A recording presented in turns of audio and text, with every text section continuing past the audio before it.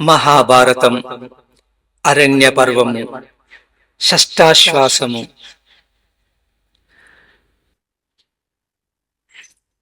ఈ ప్రకారముగా మహాభారత కథను నైమిషారణ్యంలో శౌనక మహర్షి ఆశ్రమంలో రోమహర్షుని కుమారుడైన ఉగ్రశ్రవణుడు సూతి అనే పౌరాణికుడు శౌనకాది మహామునులకు ఇలా చెప్పసాగాడు. ఇక్కడి దాకా కథను విన్న జనమేజయుడు వైశంపాయను చూసి, ఓ మహర్షి, ఎల్లప్పుడూ పాండవులకు హాని తలపెట్టే దుర్యోధనుడు ఆ ప్రకారం శత్రువులచే అవమానం పొందటం, పైగా పాండవుల చేతే రక్షింపబడటం జరిగినది కదా. ఇంత అవమానం పొందిన దుర్యోధనుడు ఎలా హస్తినాపురం చేరుకున్నాడు? దుర్యోధనుడు తాను అభిమానధనుడు అని చెప్పుకుంటాడు కదా. మరి అంతటి అభిమానధనుడు తనకు జరిగిన పరాభవమును ఎలా సహించాడు? తదుపరి దుర్యోధనుడు ఎలా ప్రవర్తించాడు వివరించండి అని అడిగాడు. దానికి వైశంపాయనుడు ఇలా బదులు చెప్పసాగాడు. ఆ ప్రకారంగా పాండవుల చేత బంధ విముక్తుడైన దుర్యోధనుడు అవమాన భారంతో, మితిమీరిన దుఃఖంతో తన సేనలను మరల్చుకొని కొంత దూరము వెళ్ళి అక్కడ కుటీరములు వేయించి విడిది చేశాడు. సుయోధనునికి నిద్ర పట్టలేదు. తన కుటీరంలో ఏకాంతంగా పడుకొని దుఃఖిస్తూ ఉన్నాడు. ఆ సమయంలో కర్ణుడు అక్కడకు వచ్చాడు. ఓ రారాజా, మానవులకు సాధ్యం కాని దానిని నువ్వు సాధించావు. గంధర్వులతో యుద్ధం చేసి గెలిచావు. నేను కూడా నా శక్తి వంచన లేకుండా శత్రువులను చంపాను. కాని మన సేనలు నాకు సహకరించలేదు. నా రథము విరిగిపోయినది. అందువలన నేను వికర్ణుని రథము ఎక్కి పక్కకు పోయినాను. నీవు శత్రువులను జయించినావని విని చాలా ఆనందించాను అని కర్ణుడు పలికాడు. ఆ మాటలు వినిన సుయోధనుడు, అయ్యో, ఇతనికి జరిగిన విషయము తెలిసినట్టు లేదే అని తలచి సిగ్గుతో కర్ణునితో ఇలా పలికాడు.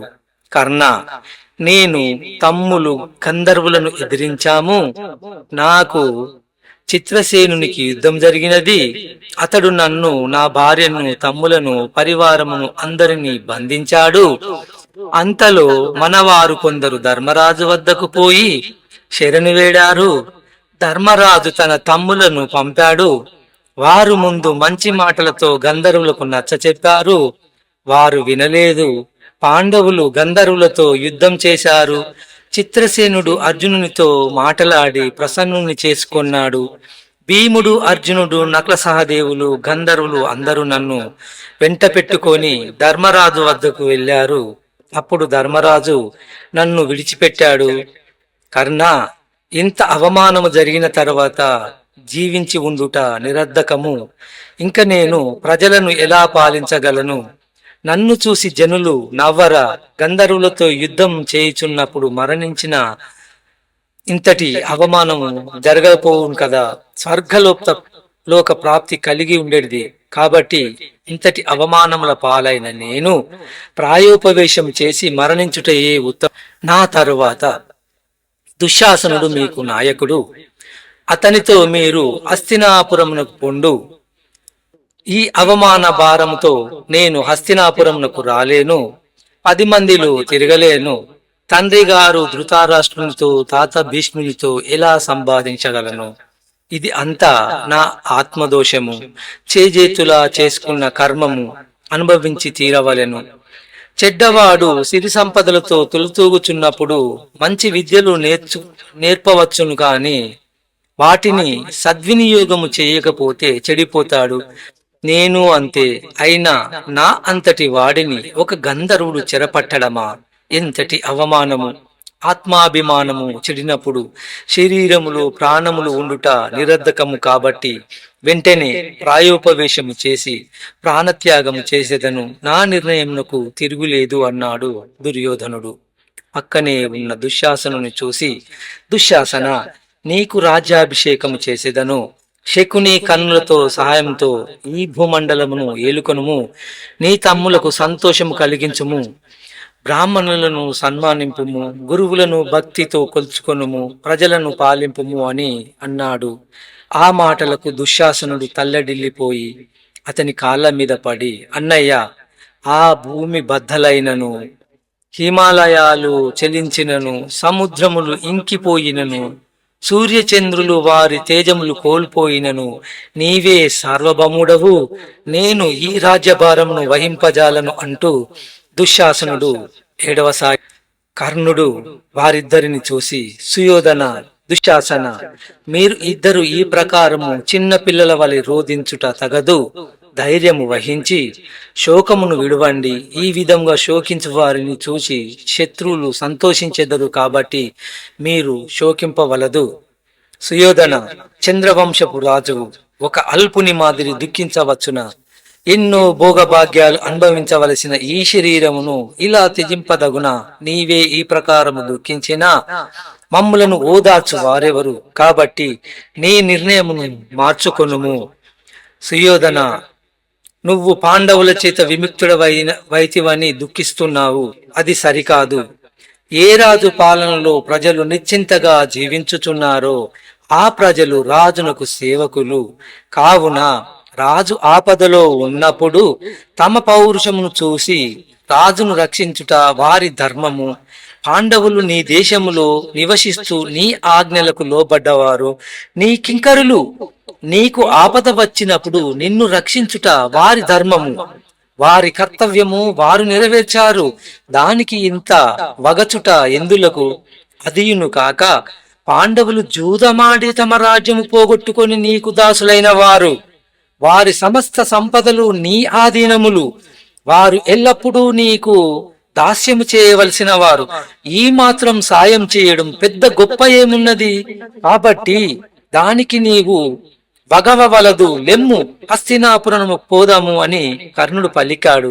కాని సుయోధనుడు అతని ప్రాయోపవేశ నిర్ణయమునకు మానలేదు. అప్పుడు శకుని సుయోధనుని చూసి ఇలా అన్నాడు, సుయోధన, కర్ణుని మాటలు వినుము, నీ దుఃఖమును వీడుము. నేను పాండవుల సంపదలు అన్నీయు నీకు కట్టబెట్టాను. అవి నీ పరాక్రమం చేత సంపాదించినవి కావు కదా. నేను సంపాదించి ఇచ్చిన పాండవ రాజ్యమును వదిలి నీవు ప్రాయోపవేశము చేసిన నా మనసుకు బాధ కలుగును. నీవు చిన్నప్పటి నుండి సిరి సంపదలతో పెరిగావు. పెద్దలకు సేవ చేయడం లేదు నీవు. కాబట్టి నీకు వ్యవహారిక జ్ఞానం అంతగా లేదు. అప్పుడప్పుడు మనస్సు వికలం అవుతుంది, కోపం వస్తుంది. ధీరుడైన వాడు వాటిని వెంటనే అంతమొందించాలి. పిరికితనము, ఎమరిపాటుతనము, మెతకతనము రాజుకు ఉండకూడదు. పాండవులు నీకు ఉపకారం చేశారు. వారికి ప్రత్యుపకారం చేయడం ధర్మం. వారిని తగిరీతిన సత్కరించుము. అంతేకాని ఈ ప్రకారము ప్రాయోపవేశం చేయుట అవివేకము. పాండవులను పిలిపించుము. వారు మంచివారు, పరాక్రమవంతులు. వారి రాజ్యము వారికి ఇచ్చి వారిని సత్కరింపుము. అప్పుడే నీకు ఎనలేని కీర్తి లభిస్తుంది. పాండవులు నీకు సోదరులు. మీరు ఇరువురు కలిసి ఆ రాజ్యాన్ని పాలించండి. అందరూ సుఖంగా ఉండండి అని శకుని సుయోధనునితో పలికాడు. అప్పుడు సుయోధనుడు దుశ్శాసనుని, కర్ణుని, శకుని చూసి, మీరు నన్ను ఎందుకు వారిస్తున్నారు? నాకు ఈ భోగభాగ్యాల మీద ఆసక్తి లేదు. ప్రాయోపవేశము చెయ్యవలనని నిశ్చయించుకున్నాను. మీరు నాకు అడ్డు చెప్పవలదు. మీరు మీ ఇష్టం వచ్చిన చోటుకు వెళ్ళండి అని సుయోధనుడు పలికాడు. అప్పుడు వారు, నిన్ను విడిచి మేము ఎక్కడికి పోగలము? మేము నీతో సహగమనము చేస్తాము అని పలికారు. ఇంతలో పొద్దుపోయింది. సుయోధనుడు స్నానము చేసి శుచి అయి దర్భాసనము మీద మౌనంగా కూర్చున్నాడు. ఇంతలో రాత్రి అయినది. ఆ సమయంలో దేవతల చేత ఓడింపబడి పాతాళంలో ఉన్న దానవులు ఈ విషయం తెలుసుకున్నారు. వెంటనే వారు శుక్రాచార్యుని ఆశ్రయించారు. ఆయన కృత్య అనే భీకరాకారాన్ని సృష్టించాడు. వెంటనే పోయి సుయోధనుని పాతాళానికి తీసుకొని రమ్ము అని ఆజ్ఞాపించాడు.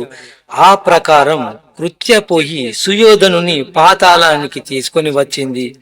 సుయోధనుని చూచి దానవులు అతనిని కౌగులించుకొని కుశల ప్రశ్నలు అడిగారు. సుయోధన, నీవు శూరుడవు, భరత కులోద్భవుడవు, ఇంతటి సాహసం ఎందుకు చేస్తున్నావు? ఆత్మహత్య చేసుకున్న వాడికి లోక నింద, హీనత, దుర్గతి ప్రాప్తిస్తుంది అని తెలుసు కదా. నీ వంటి బుద్ధిమంతులు ఈ ప్రకారం చేయతగునా? కాబట్టి నీ నిర్ణయమును మార్చుకొనుము. ధైర్యమును ప్రతాపమును పాటింపుము. శత్రువులను ఓడింపుము. అదియును కాక నీవు మామూలు మానవుడవు కావు. నీ జన్మ వృత్తాంతము చెప్పెదము వినుము. మేము పరమేశ్వరుని గూర్చి తపస్సు చేశాము. అప్పుడు పరమేశ్వరుడు నిన్ను సృష్టించి మాకు ప్రసాదించాడు. నీ శరీర పైభాగము వజ్రం సమానముగా సృష్టించినాడు. ఏ రకమైన అస్త్రశస్త్రములు నీ శరీర పైభాగమును ఛేదించలేవు. నీవు కారణజన్ముడవు. నీకు సాయం చేయడానికి చాలా మంది రాక్షసులు క్షత్రియులుగా జన్మించారు. వారే భగదత్తుడు మొదలైన వారు, భీష్మ, ద్రోణ, కృపాచార్యుడు మొదలగు వారు దైవాంశాలతో జన్మించినను వారి భావములో రాక్షసాంశములు ఉండుట చేత వారు యుద్ధములో తమ పుత్రులు, పౌత్రులు, మిత్రులు, అన్నదమ్ములను, శిష్యులను, బాలురు, వృద్ధులు అనే భేదం లేకుండా పాండవులను, వారి సేనలను నాశనం చేస్తారు. నీ మనసులో అర్జునుడు అంటే కొంచెం భయం ఉంది. దానికి ఒక విరుగుడు ఆలోచించాము. శ్రీకృష్ణుడు నరకాసురుడిని చంపాడు. ఆ నరకాసురుడి అంశను కర్ణుడిలో ప్రవేశపెట్టాము. అప్పుడు కర్ణుడు శ్రీకృష్ణుని అర్జునుని మీద పగబట్టి చంపగలడు. దేవేంద్రుడు కూడా తన కుమారుడు అర్జునుని రక్షించుకొనుటకు బ్రాహ్మణుని వేషములో వెళ్లి అతని కవచ కుండలములు అపహరిస్తాడు. ఎందుకంటే దేవేంద్రుడు కూడా కర్ణుని అర్జునుడు గెలవలేడు అని అనుకుంటున్నాడు. అదియును కాక లక్షల మంది రాక్షస వీరులు సంసప్తకులు అనే పేరున జన్మించినారు. వారి చేత అర్జునుడు ఓడించబడతాడు. ఈ సమస్త భూమండలాన్ని నీవే పరిపాలించగలవు. కాబట్టి నీ దైన్యమును వదిలిపెట్టుము అని రాక్షస వీరులు అతనికి చెప్పారు. సూర్యోదయం కాగానే నిద్రలేచాడు. రాత్రి జరిగినది అంతా కల, నిజమా అని తేల్చుకోలేకపోయాడు. కాని ఎవరికి చెప్పకూడదు అనుకున్నాడు. తాను పాండవులను జయించగలను అని ఆత్మవిశ్వాసము కలిగినది. తెల్లవారగానే కర్ణుడు మరల దుర్యోధనుని వద్దకు వచ్చాడు. సుయోధన, మనము మరణించి సాధించేది ఏముంది? మరణించిన తరువాత శత్రువులను జయించలేము కదా. కాబట్టి ఆత్మహత్య వలన నిన్ను ఎవరు మెచ్చరు. బతికి ఉంటేనే మనము శత్రువులను జయించి సమస్త సౌఖ్యములను అనుభవించగలము. కాబట్టి ఇది దుఃఖించ తగ్గ సమయం కాదు. సుయోధన, నీకు అర్జునుడు అంటే భయం ఉంది. ఇదిగో ఈ ఆయుధాన్ని బట్టి శపథం చేస్తున్నాను. అరణ్య అజ్ఞాతవాసములు ముగిసిన మీదట యుద్ధములో నేను అర్జునుని సంవరించగలను. ఇదే నా ప్రతిజ్ఞ అని భీకర ప్రతిజ్ఞ చేశాడు కర్ణుడు. రాత్రి రాక్షస వీరులు పలికిన పలుకులు ఇప్పుడు కర్ణుని ప్రతిజ్ఞ సుయోధనులో కొత్త ఆశలు నింపాయి. వాయోపవేశాన్ని విరమించాడు. శకుని, కర్ణుడు తమ్ములతో తిరిగి హస్తినాపురం బయలుదేరాడు. ఒకరోజు భీష్ముడు సుయోధనుని చూసి, అతని యుద్ధ నైపుణ్యం కనులార చూశావు. సుయోధన, పాండవులు పరాక్రమవంతులు.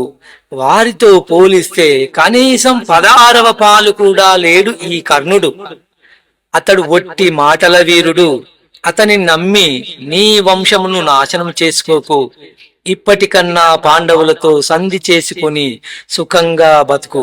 నీ మేలు కోరి చెబుతున్నాను అని పలికాడు భీష్ముడు. భీష్ముడు చెప్పిన మాటలకు ఏమాత్రము విలువ ఇవ్వకుండా శకుని కర్ణులతో నవ్వుకుంటూ అక్కడి నుంచి వెళ్ళిపోయాడు సుయోధనుడు.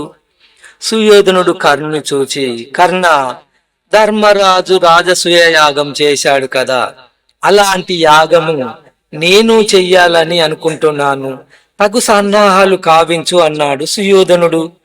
కర్ణుడు వెంటనే, అదెంత పని సుయోధన, ఇప్పుడు ఈ భూమండలంలోని రాజులందరూ నీకు సామంతులు, వెంటనే ప్రారంభించు, రాజులందరికి ఆహ్వానాలు పంపు, బ్రాహ్మణోత్తములను సత్కరించు, యాగశాలలు నిర్మించు, అన్న సంతర్పణములకు తగిన సంభారములు సమకూర్చు, దేవేంద్రుడి మాదిరి యాగం చెయ్యి అన్నాడు కర్ణుడు. వెంటనే సుయోధనుడు పురోహితులను పిలిచి రాజసూయ యాగం చేయడానికి తగు సన్నాహాలు చేయమన్నాడు. వారు ఆలోచించి, సుయోధన, పాండవులు నీకు శత్రువులు, వారిని జయించిన గాని నీవు రాజసూయ యాగం చేయలేవు. రాజసూయ యాగం వంటిదే వైష్ణవము అనే యాగము, దానిని ఇదివరకు వాసుదేవుడు చేశాడు, దానిని నీవు నిర్విఘ్నముగా చేయము, ఇది నీకు తగిన యాగము అని చెప్పారు.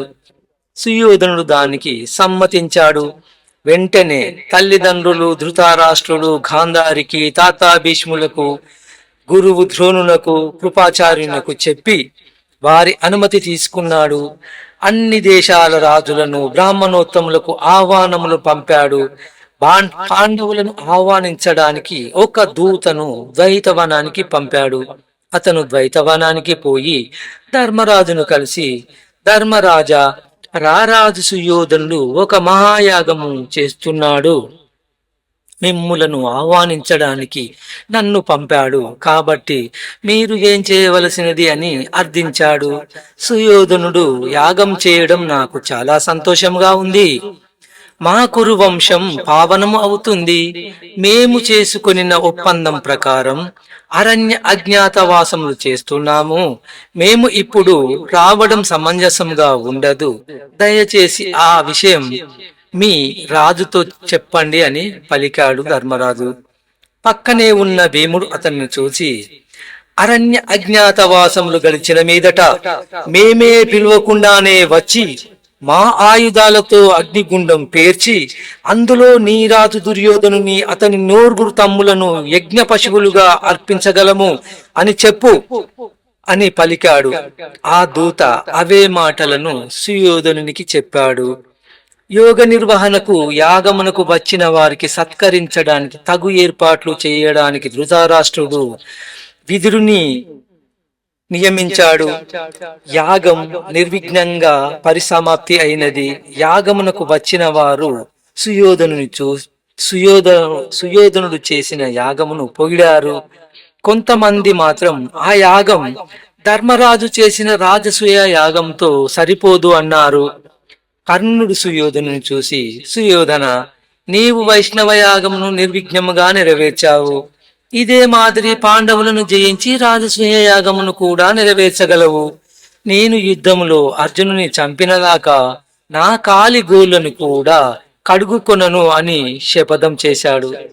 దానికి సంతోషించి సుయోధనుడు గాఢాలింగనము చేసుకుని, కర్ణ, నీ సాయం ఉన్నంత వరకు నేను పాండవులను జయించటం ఏమంత కష్టం కాదు అని అభినందించాడు.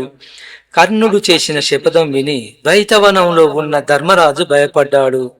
ఒకరోజు ధర్మరాజు నిద్రిస్తూ ఉండగా అతనికి స్వప్నంలో ఒక అడవి జంతువు కనపడి, అయ్యా, మీరు ప్రతిరోజు మమ్మలను చంపి తింటున్నారు, మా జాతులు నామమాత్రము అవుతున్నాయి, మా వంశాలు నాశనం కాకముందే మీరు ఈ ప్రదేశంను విడిచి వెళ్ళండి అని అభ్యర్థించాయి.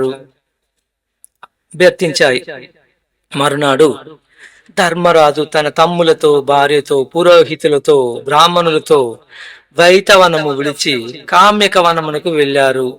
అక్కడ కూడా కేవలం కాయలు, పళ్ళు, ఆకులు తింటూ జీవహింస చేయకుండా అరణ్యవాసములో 11 ఏళ్లు గడిపారు. ఇంకా ఆఖరి సంవత్సరం వచ్చేసింది. ఒకరోజు వేదవ్యాసుడు పాండవుల వద్దకు వచ్చాడు. ధర్మజుడు ఆ మహర్షిని తగు రీతిని సత్కరించి, మహాత్మా, తపస్సు దానము గొప్పవి అంటారు కదా, ఆరింటిలో ఏది గొప్పదో చెప్పండి అని సవినయముగా అడిగాడు. ధర్మరాజు ధర్మరాజా, దానము అంటే తనకు ఉన్న దానిని పరులకు ఇవ్వడం.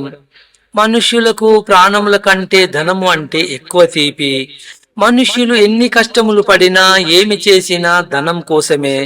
అన్ని కష్టములకు ఓర్చి సంపాదించిన ధనము పరులకు ఇవ్వడం గొప్ప విషయమే కదా. కాబట్టి దానమే గొప్పది.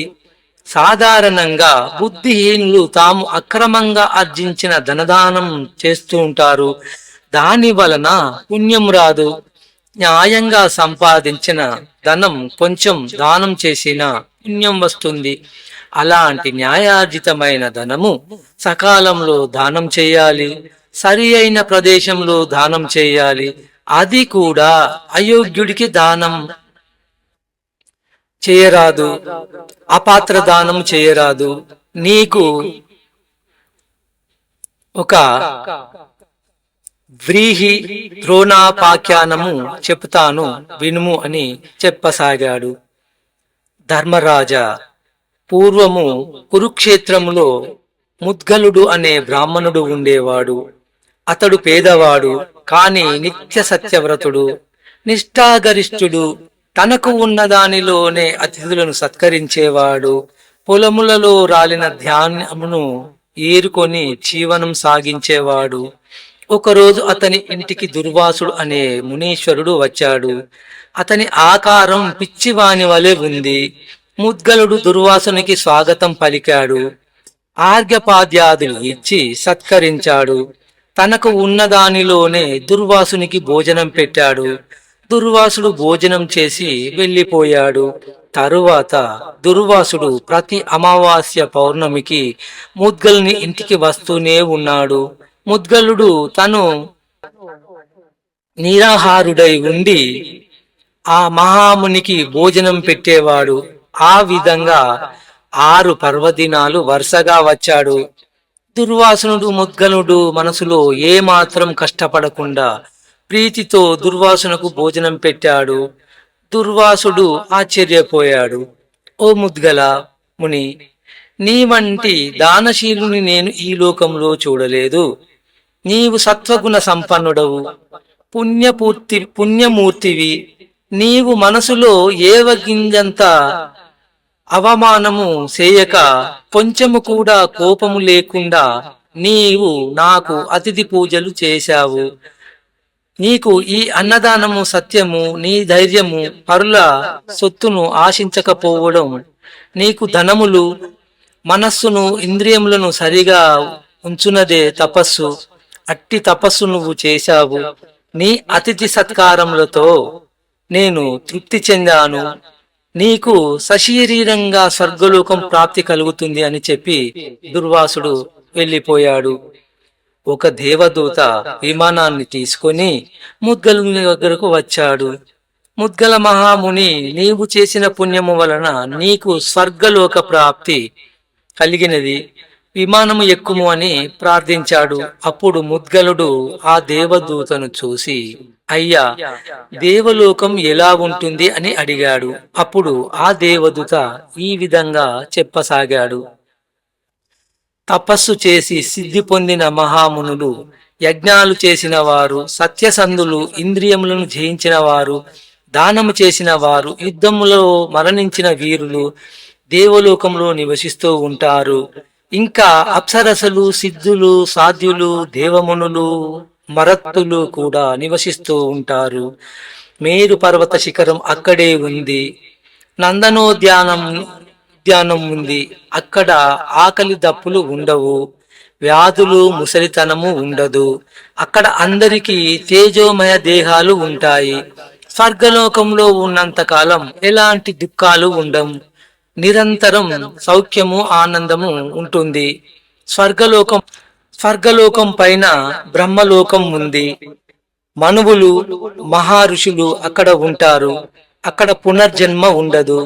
ప్రళయకాలంలో అన్ని లోకాలు నాశనం అవుతాయి, కానీ బ్రహ్మలోకం మాత్రం నిలిచి ఉంటుంది. మనుష్యుడు భూలోకంలో చేసిన పుణ్యాలకు ఫలితం స్వర్గలోకంలో అనుభవిస్తాడు. కానీ అక్కడ ఎలాంటి పుణ్యం చేయడానికి వీలు లేదు. చేసిన పుణ్యఫలం అనుభవించిన తరువాత మరల భూలోకానికి రావలసిందే. స్వర్గ సుఖాలు అనుభవించిన తరువాత మరల భూలోకానికి వచ్చిన మనుజుడు వాటిని విడిచిపెట్టలేక వేదనకు గురి అవుతాడు. స్వర్గలోకంలో ఉన్న వారు కూడా తమ ఉన్నత స్థితిలో ఉన్నవారిని చూచి మనసులో బాధపడతారు. బ్రహ్మలోకం శాశ్వతము, కానీ స్వర్గలోకము అనుభవానికి మాత్రమే. భూలోకము కర్మభూమి. భూలోకంలో చేసిన కర్మఫలం స్వర్గంలో అనుభవిస్తారు. దేవలోకం గురించి చెప్పాను కదా, ఇంకా రండి వెళ్దాము అన్నాడు దేవదూత. అప్పుడు ముద్గలుడు, అయ్యా, నాకు అశాశ్వతములైన స్వర్గ సుఖములు అవసరము లేదు. ఏ లోకానికి పోతే మరల తిరిగి జన్మ లేదో ఆ లోకానికి పోవడానికి ప్రయత్నం చేస్తాను, మీరు వెళ్ళిరండి అని పలికాడు. దేవదూత వెళ్ళిపోయాడు. తరువాత ముద్గలుడు జ్ఞానయోగి అయ్యాడు. ద్వంద్వములయందు ఆసక్తిని విడిచి పెట్టాడు. అన్నింటినీ సమభావంతో చూడడం అలవాటు చేసుకున్నాడు. జీవన్ముక్తుడు అయ్యాడు. కాబట్టి ధర్మజ, నీవు రాజ్యాన్ని కోల్పోయినందుకు చింతించకుము అని వేదవ్యాసుడు పాండవులకు హితబోధ చేశాడు. తరువాత తన ఆశ్రమానికి వెళ్ళిపోయాడు. కొన్ని రోజులు గడిచాయి. ఒకరోజు పాండవులు వేటకు వెళ్లారు. ద్రౌపది కుటీరంలో ఒంటరిగా ఉంది. అప్పుడు ఆ సమయంలో సింధు దేశాన్ని పాలించే మహారాజు సైంధవుడు అనగా జయద్రథుడు తన చతురంగ బలాలతో సాల్వరాజపుత్రికను వివాహమాడ నిమిత్తము పయనిస్తూ మార్గ మధ్యంలో కామికవనం చేరుకున్నాడు. తన కుటీరం ముందు నిలిచి ఉన్న ద్రౌపదిని చూచాడు. ఆమె అందానికి ఆశ్చర్యపోయాడు. ఆమెను కామించాడు. ఆమెను పొందాలి అనుకున్నాడు. తన మిత్రుడు కోటికాశ్యుడు అనే వాడిని పిలిచి, ఈ సుందరాంగి ఎవరు? ఈమె మీద నా మనసు లగ్నమైనది. నీవు ఆమెను కలిసి వివరములను తెలుసుకొని ఆమెకు నా సంయోగం కలిగించాలి అని అడిగాడు. వాడు వెంటనే ద్రౌపది వద్దకు వెళ్ళాడు. ద్రౌపదిని చూసి, ఓ లలనా, నీవు ఎవరవు? క్రూర మృగములు సంచరించే వనములో ఎందుకు ఉన్నావు? నీవు వనదేవతవా? దేవేంద్రుని భార్య శశీదేవివా? లేక లక్ష్మీదేవివా? నీ భర్త ఎవరు? నీ పేరేమి? నా పేరు కోటికాశ్యుడు, మహాబలవంతుడను.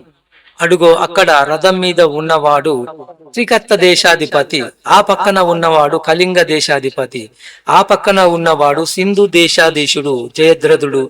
అతనికి నీ మీద మనసు కలిగినది, అందుకే ఇక్కడకు నన్ను పంపాడు అని చెప్పాడు కోటికాశ్యుడు.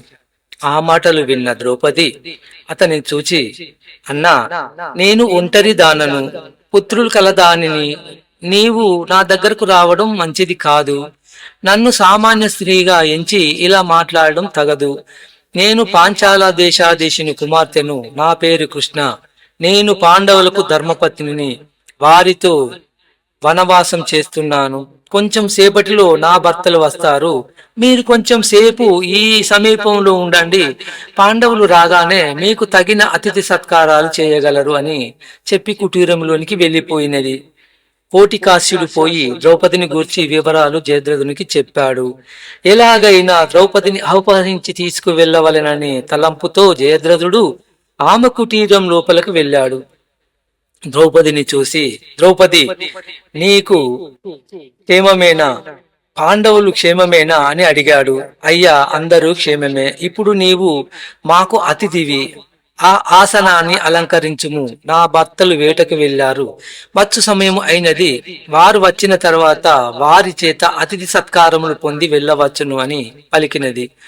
ద్రౌపది, నీ మీద నాకు మనసు కలిగినది. నీవు నాతో రమ్ము, వచ్చి రథము ఎక్కుము. రాజ్యమును పోగొట్టుకున్న పాండవులతో నీవు ఏమి సౌఖ్యములు అనుభవించగలవు? నాతో రమ్ము అని పలికాడు. ఆ మాటలకు ద్రౌపది భయపడిపోయింది. తన భర్తలు ఎప్పుడు వస్తారా అని ఎదురు చూస్తూ ఉంది. పాండవులు వచ్చే వరకు అతనిని ఏదో మాటలాడి కాలక్షేపం చేయవలనని అనుకున్నది. అయ్యా, నీవు ధృతరాష్ట్రుని కూతురు దుశ్శలకు భర్తవు. అంటే నా భర్తలకు ఆమె సోదరి, నీవు నాకు సోదరుడవు, నీవు ఈ ప్రకారం పలకడం తగునా అని పలికినది. దానికి జయద్రథుడు, ద్రౌపది, రాజులకు ఆడవారి విషయంలో ఈ వావి వరుసలు పట్టించుకోనవసరం లేదు. అది రాజధర్మం. రాజులు వారు ఇష్టం వచ్చినట్టు వినోదించవచ్చును. ద్రౌపది, నీకు ఒక విషయం తెలియనా? స్త్రీలు ఒకరి సొత్తు అని చెప్పడానికి వీలు లేదు, అందరూ అనుభవించవచ్చును అని పలికాడు. వీడు మంచి మాటలతో వినేటట్టు లేడు అని తలంచి ద్రౌపది, ఓరి క్షత్రియ కులములో పుట్టిన అధముడా, పాండవుల శౌర్య పరాక్రమములు తెలిసి నన్ను అవమానిస్తున్నావు. నీవు తగిన ఫలితాన్ని అనుభవిస్తావు. ఓ జయద్రథ, నీకు భీముని గురించి తెలుసు కదా. గుహలో పడుకున్నప్పుడు సింహం జూలు పట్టుకొని లాగుతున్నావు. జాగ్రత్త, అర్జున్ని గాంధీవం గురించి తెలియనా? అర్జుని కోపం తెప్పించిన వాడు బతకడం అసాధ్యం. నకుల సహదేవులను అవమానించడం చాచుపాముల చంటం తొక్కడం లాంటివి. ఎలా చూచినా నేటితో నీకు ఆయువు తీరినది, నీకు చావు తప్పదు.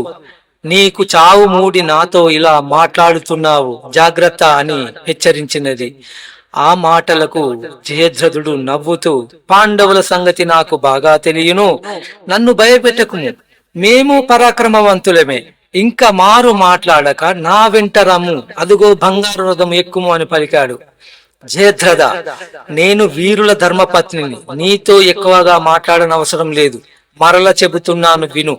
పాండవులు నా భర్తలు, శ్రీకృష్ణుడు నా అన్న, వారు నిన్ను నాశనం చేస్తారు. అర్జునుడు ఒక్కసారి గాంధీవాన్ని ఎక్కు పెడితే నీవు ప్రాణభయంతో పారిపోతావు. భీమసేనుని ఒక్కసారి చూస్తేనే చాలు, నీ మదం అణిగిపోతుంది. నేను పతివ్రతను, నా పాతివ్రత్యమే నన్ను కాపాడుతుంది అని పలికినది. కాని సైంధవుడు వినలేదు. ఆమె పెద్దగా అరిచింది, దౌమ్యుడిని పిలిచింది. ఆయన వచ్చులోపే సైంధవుడు ద్రౌపదిని బలత్కారంగా చీర కొంగు పట్టుకొని లాగుతున్నాడు. ఆమె వాడిని బలవంతంగా నెట్టింది. వాడు కింద పడ్డాడు. సైంధవునకు పట్టుదల పెరిగింది. పైకి లేచి ద్రౌపదిని బంధించి తన రథము మీద కూర్చుపెట్టుకుని బయలుదేరాడు. మిగతాది రేపటి కార్యక్రమంలో తెలుసుకుందాం. సెలవు.